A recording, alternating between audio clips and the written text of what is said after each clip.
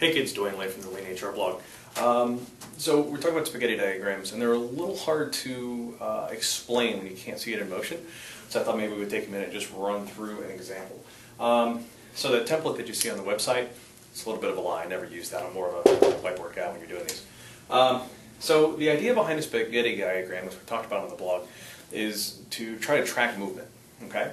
So here we're going to start with a real basic plant layout. This is taking a manufacturing example. And let's say you've got a loading dock here. And let's say you've got an area right here where you hold your WIP, your inventory, right? Work in progress. So parts come in from the dock, they're going to go to the work in progress area, and then you're going to have a series of items out here, be they machines, production cells, storage areas, whatever it is, where parts are either being held or processed. So when you're building your spaghetti diagram, what you're basically looking at is saying, how do things move around? So they're going to start here. This is where they're going to show up. When you get them, first thing you're going to do is take them over to your work in progress area to store them. Now, when you decide you're going to work on them, then they're taken by forklift over to cell 1. They move to cell 2. They go to cell 3 for a quality check. Let's say you run into a problem with the quality check, then you have to take it back over to cell 1. They rework it, take it to cell 2 again. Back to quality check, you're okay there. Then maybe move it to cell 3. Then you're going to get to the end of the day, so you take it from here, maybe you move it back into your work in progress.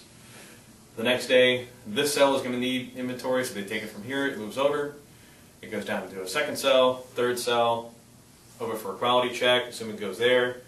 You might move it in for a last measurement. Maybe it gets rejected back, maybe it goes back to work in progress. Eventually it has to go up to the controller's office. They look over everything, send the information back down, and they send it out to the dock to be shipped and packaged. That's a spaghetti diagram. And that's where the name comes from. The whole idea behind this is to look and say, how much are we moving things around in a logistic way that makes sense? Something that doesn't have a lot of backtracks, doesn't have a lot of crossover.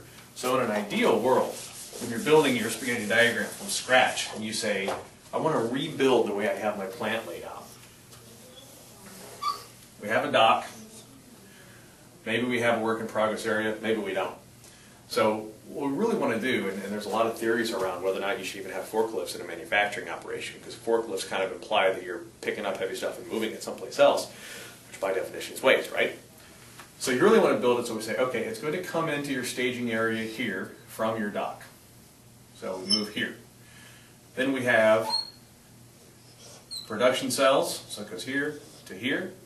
Your quality checks, ideally, are built in line, so you don't have them go anywhere else.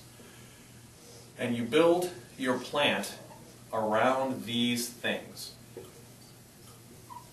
And the idea is to minimize the distance that your materials travel over time.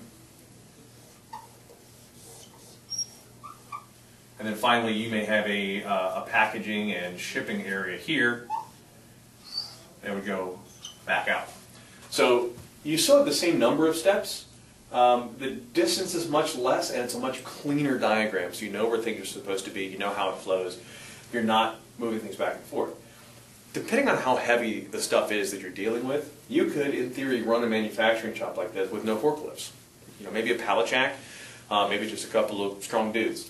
But you could move things around because they're going short distances from cell to cell until they move all the way back out. Not a lot of crossing, not a lot of big space. Ideally not a central repository of inventory. I mean, in a perfect world, you don't have inventory at all, right? We talk about inventory is death. Having money tied up in materials isn't any good for your business.